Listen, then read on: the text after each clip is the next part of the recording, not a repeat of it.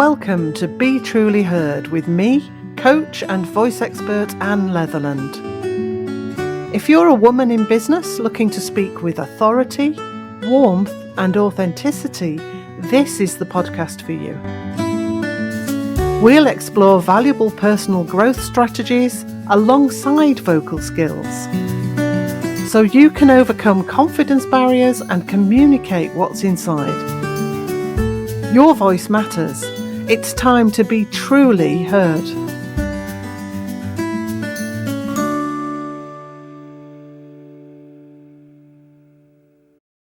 Hello and welcome to this episode of Be Truly Heard.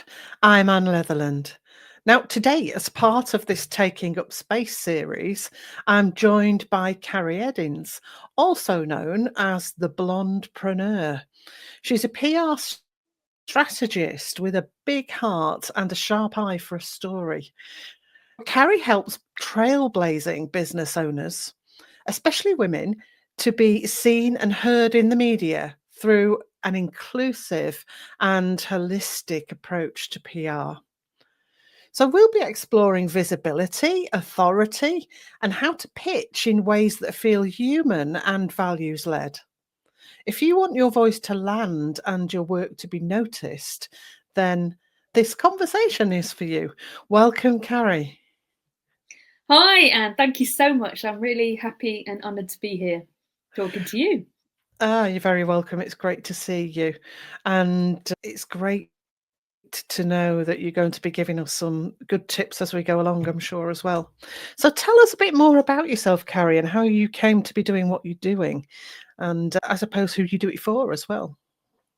Yeah, sure. Thanks, Anne. So it was about 8 years ago now. I was in a business mastermind, and what I was doing at the time wasn't working. I was doing a lot of content marketing, products and services I was creating, and it just wasn't making any money. It wasn't working. And this mentor said at the time, she said, "Why don't you try PR, Carrie?" And I was like, "But can't everybody do that, really?" Because I'd done a bit throughout my life, and I'm not really saw it as something that I was good at, or that it was valuable, or that I enjoyed. I'd never really taken it seriously. What happened was, I think it was like late 2016, early 2017, I took their advice because I had no choice, because I was just like on my knees financially. I was on the verge of, like, we all joke about going to get a job at the local supermarket. Well, I literally was at that point. And so I decided to embrace this opportunity, and I spent 3 years, 16 to 18 hours a day on Twitter when it was really big in its heyday, just learning how the media works, learning about how news stories broke, networking with journalists, and finding opportunities and picking up clients along the way, and results, really good results for my clients. That's kind of how it started. And it wasn't until maybe a few years looking back, I realized that I was doing it extremely differently to a lot of my peers at the time.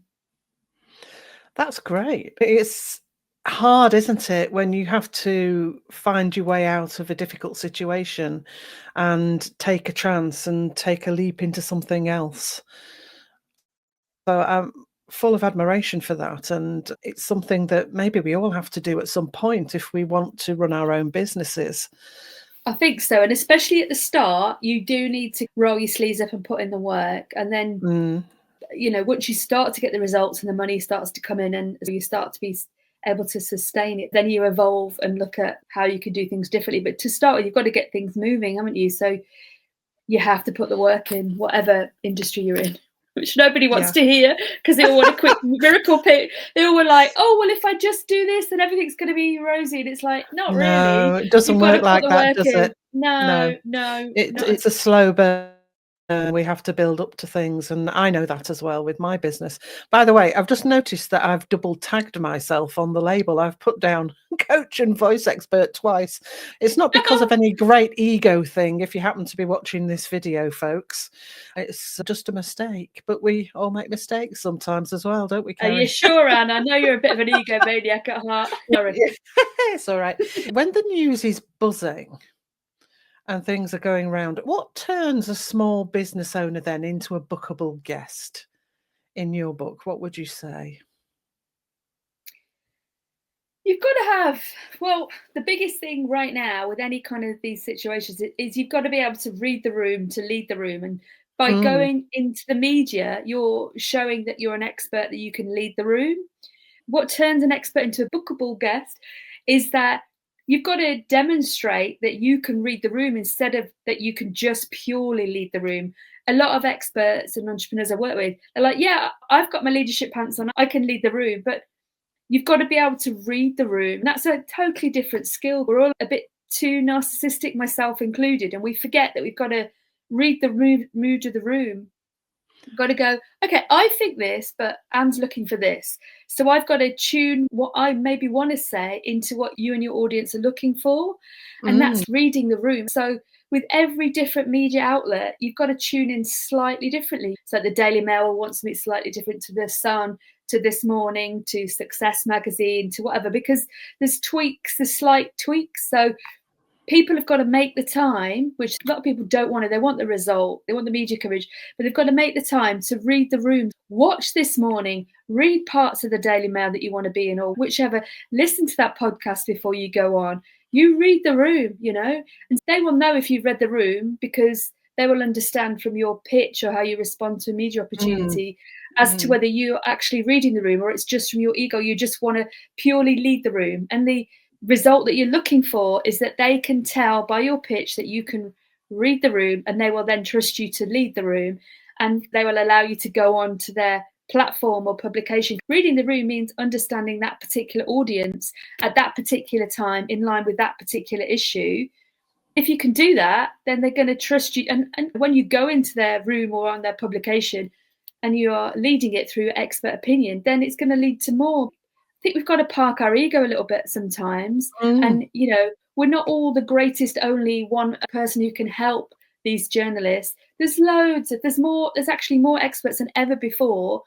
But if you can put your ego to one side a little bit, not too much, because you don't want you to underplay your gifts and expertise, but just enough to say, I can see this is an issue, this is my comment, this is why it's appropriate for your audience. But too many people are rushing to lead the room without reading the room, I think, is my Yeah. honest opinion. The more you can learn how to read the room and show that you can read the room, you can get most places. It just takes that extra bit of time, energy, and effort to research a little bit more, really.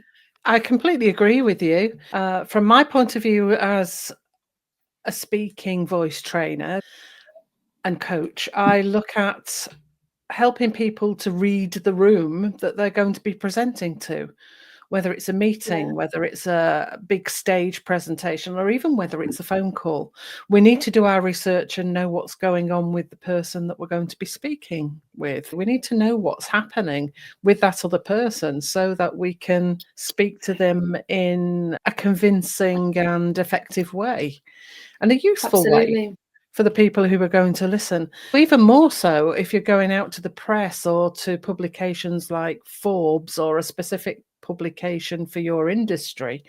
That's even more important, I should think, as well, to get the hang of what those particular publications want.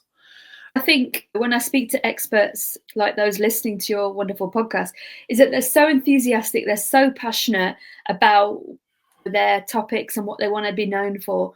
It's like slowing a racehorse down, because what often I see is that they are so in their mastery about what they're doing, they forget that most people are at this beginner stage. They've got to speak to that person who has never heard of them before. It hasn't even got the basic foundational aspects of their topic, of their area of expertise. Most of these people are beginners.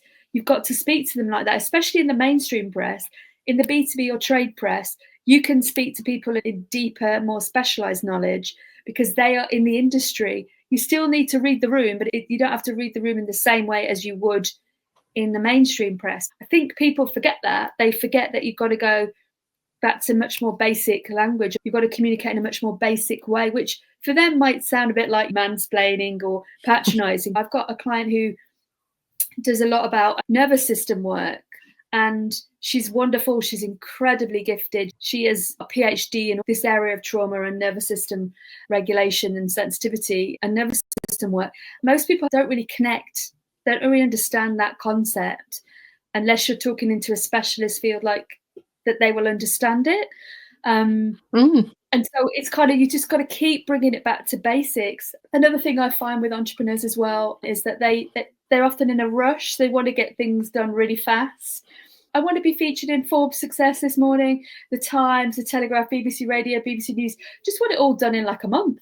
I'm not saying it's not possible, but would you really want to? Because you want to fit them into your, talk about the nervous system, or to your schedule. You want to be able to enjoy the process. And then you want to be able to hold that result, so that speaking opportunity, and then build on it, and then attract the next one. So you want it to be sustainable. You want it feel regulated doing it. You want to normalize attracting these wonderful opportunities.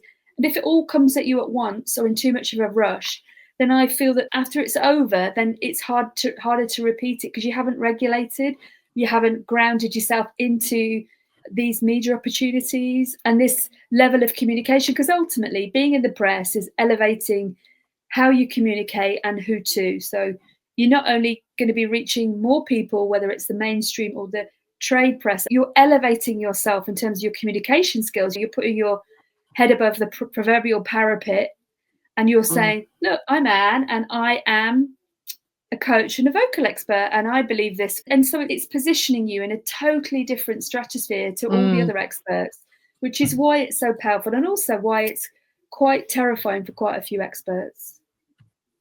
Yes, I think that's a good point to get to, actually. You were talking about ego earlier on, and leadership and reading the room.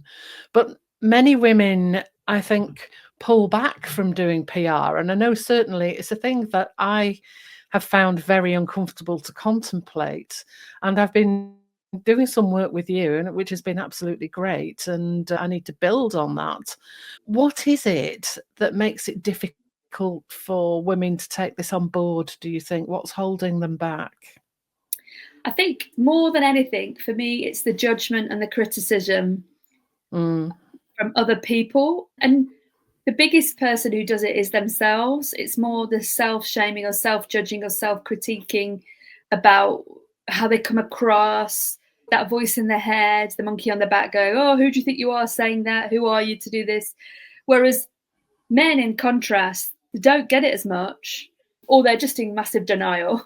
You've educated me about that book, The Authority Gap, but there is an absolute authority gap with women. Marianne Seagot. Yeah, it's a phenomenal book. It's quite depressing, I have to admit that, because I was like, really? But it really brings home to you the reality that women go through. And it is true. You can look at what happened in the government over the last week. The Deputy Prime Minister, she did make a catastrophic error. I mean, it was ridiculous. But would a white middle-aged man have got the same treatment? I don't think so. I think they get away with a lot more than somebody like her. Even in the industry, even among peers, women do tend to get attacked or judged by other women. Unfortunately, it's part of the process. I can't say that this is going to go away, because it's not. And you've just got to focus on what you can control, and that's your own response and reaction to people judging you and critiquing you and shaming you. I listened to an interview with Elizabeth Gilbert, the lady who's famous for Eat, Pray and Love. And she was saying that the biggest thing she could do is advocate and cheerlead for herself no matter what's going on. She said that's her own gold standard of communication. Is she communicating clearly for herself, by herself, with herself? And then when she's communicating, can she do that with others? And that's where the authenticity comes from. So being in the media, I feel, is ultimately you're cheerleading yourself. I always say to people, if you're here to make a big impact, a big purpose, and sometimes a bigger income, not always, and not everybody's doing it for those reasons, but some people are. And if you are, then more people, frankly, need to know about you. And the media is a really good vehicle for that. So it's about really backing yourself, no matter how you perform in the media, because people make mistakes in the media. I made a mistake in the media a few years ago. I went on to BBC Radio 5 Live because it was talking about dyslexia, and I'm dyslexic, and it was on the breakfast show. Yes. I always say to my clients, you want to be prepared, like I'm sure you do with your clients before a presentation of some description. So I always say to my clients, have Post-it notes out, because sometimes you're in the studio, sometimes you're at home. I had all on my door, because it's better if you're on the radio and you're standing up because you sound better. So I stood up. Now I've been on your course, I think probably differently, but that was when I hadn't done the vocal exercises, hadn't done the straw technique. So at the time, that was all I knew. If you do ever want to work with Anna. I completely recommend her. She's Oh, got bless you. amazing vocal exercises. If I had my time again now and I was going to go on the radio, I'll do your vocal warm-up exercises because they're game-changing. But I didn't know you then. So what I did, I was like, I'm going to stand up because my voice sounds clearer, stood up.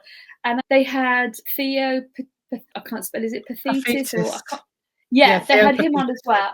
Yeah, and he's great. He's dyslexic. And the reason they had me on was to talk about that I called myself the blondpreneur is because I'm dyslexic, and it was my way of accepting my dyslexia, because I was like, well, you know, no question too blonde. I came up with the idea of the blondpreneur because I was in a networking meeting and I'd actually been up all night on Twitter, and somebody asked me who I was and what I do. And I just said, I'm the blondpreneur. I'm entrepreneurial and blonde, and I come up with ideas really easily, and I'm entrepreneurial. It kind of evolved like that out of just a flippant comment. And I was like, no, that's brilliant. That's what I am. So back to the radio show. So they asked me because he said, this Theo Petite, he was like, he said, when I was a teenager, it was no problem being dyslexic. It was fine. And what happened for me was completely different to that. It was quite traumatic because I used to forget things, and I'd be in a maths class and I would forget, I'd completely get things back to front, mixed up. So I actually went down in my maths set. In my English class, it was traumatic as well because I couldn't actually put a sentence together. We had essays for our GCSEs then. I don't know what it's like now, but I had to have one-to-one English lessons because I didn't know how to put a sentence together properly. So it's actually really traumatic for me as a teenager being dyslexic. And I was always late. I was always messy. I used to get told off a lot, always blotting loads of Tipp-Ex everywhere. I used to rip pages out. I was just a hot mess. And I was always slower than all my peers, even though I was in the top sets. I was just really slow and I felt stupid all the time. So they reminded me of that period, which I hadn't thought about in years. And I was quite upset and welled up. And I just became this like giggly teenager. I was like, oh, well, it wasn't quite like that. I couldn't come back with that because it just triggered a trauma. They didn't come back to me after that. So I could have brought it back going, well, my teenage years were like that. But actually, it served a purpose. I did get through my exams and I did get to university, and I was really hardworking, resilient. I probably worked harder than a lot of my peers because of my dyslexia. But it was actually at university that I was diagnosed as being dyslexic. They didn't know about it at school. So actually, it's the resilience, isn't it? It's the strength, it's the determination. Absolutely. That I could have talked about, which is obviously very useful in business. This is it. Our life experiences play into things and we learn from them. And it's what gives us the authenticity and the ability to speak to others so that they will resonate with us. You know, if we're just, otherwise we might as well be just like a robot.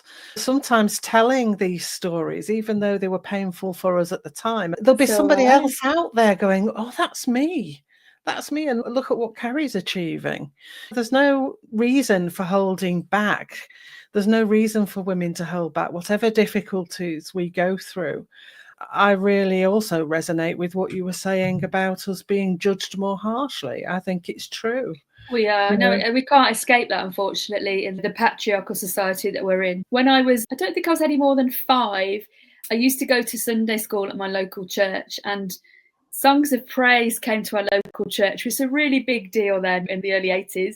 And this was my first media appearance. So we were in the stalls, as you are, obviously. We were singing away, and I remember tugging on my mum's dress going, I need the loo, I need the loo, I need the loo. So she very crossly, obviously extremely reluctantly, because we'd done rehearsal. This was a live one. Basically, the cameras were on me and my mum walking down the aisle, so she was taking me to the toilet.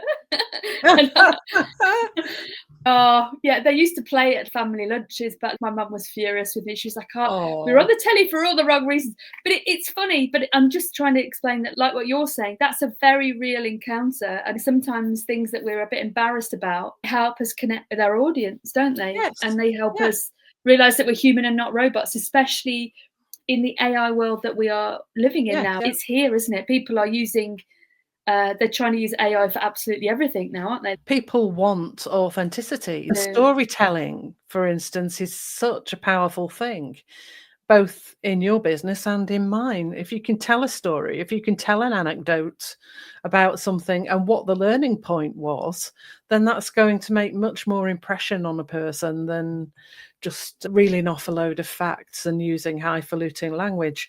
I'm tracking back just slightly to what you said about us having to simplify what we say and Simplify. explain Yeah. and be clearer, because that was something I had to grapple with as well.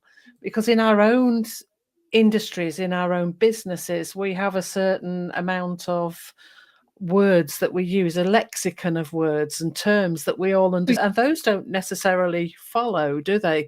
So that was a really good point as well. Unless you went into the trade or business press, then you could use it. Yeah, But mainstream, yeah. absolutely, you've got to bring the language more simple. Just to bring it round, I've been thinking in this series about taking up space, and in a way that's what you're doing as well. You're helping your clients to take up space, whether it happens to be in an interview, in a speaking situation, in a publication, or even on social media, whatever it is that they're actually aiming to be recognised for. I think that is something that's getting through to me as being an important part of us wanting to claim our authority and close that gap, you know? So just to leave us today, I know you've got several things going on, but what's your most exciting project that you've got underway at the moment? I suppose there are two things, but the main thing at the moment is that I've been educating people about the value of the B2B or trade press. I think Mhm. that's one that's really overlooked. So it's where you share your specialist knowledge and expertise in the industry that understands you. People forget this and they're chasing purely after mainstream media, especially if they want to speak, Anne. If you want to speak and you're in the B2B press, you know, the decision makers for that conference or those events that you want to speak about, they're reading the B2B press first and foremost over the mainstream. It's not either or, but people are overlooking the B2B or trade press. And you can get actual work opportunities through being in the B2B press because it's more concentrated. You're more able to share the breadth and depth of your expertise by being there because people understand it more, don't they? Ooh. I think it's just a really good way of you leveraging your expertise much more easily. We'll put some info into the show notes so that people can connect with you and see what you're up to. Wonderful. And I can really recommend Carrie's work as well. As somebody who was a bit scared of PR and didn't really like the thought of at all, I'm getting into the swing of things a bit more now and getting used to it. So all that remains is, yeah, it is, and it's thanks to you. All that remains to say is thank you so much, Carrie, for joining us You're today. welcome. Well, thank you for inviting me. Oh, you're welcome. It's inspiring to people to hear your story and to also realise that they can make the most of themselves and their business and their visibility if they can just find the confidence to start. It's that first step, isn't it? Always. It is, and just seeing somebody else that you know doing it can inspire you instead of some out there celebrity you may never know or meet. If it's somebody who you know doing something, then it can inspire you to give it a go. Yeah. I don't know if we're ever confident enough, and then you can build on that slowly I but think surely. so. I think the confidence grows as a result of that. And Absolutely. confidence is a very movable thing. It goes up and down all the time. So we need to do things to actually grow the confidence. If we're waiting for the confidence, it will never happen. It's never going to come. So thank you very much. And thanks. You're most welcome. Thanks everybody for listening once again. And join me next week when I'll be looking at speaking from strength and then converting that into a strategy. So hopefully see you all soon. Bye for now. Thanks for listening to Be Truly Heard. If something landed with you today, share it with a friend or leave a review. It really helps more women to find their voice. Want to go deeper? Join my email list for exclusive tips, resources and invitations to events. You'll find the link in the show notes. Until next time, remember, your voice is powerful. Let's make sure it's truly heard.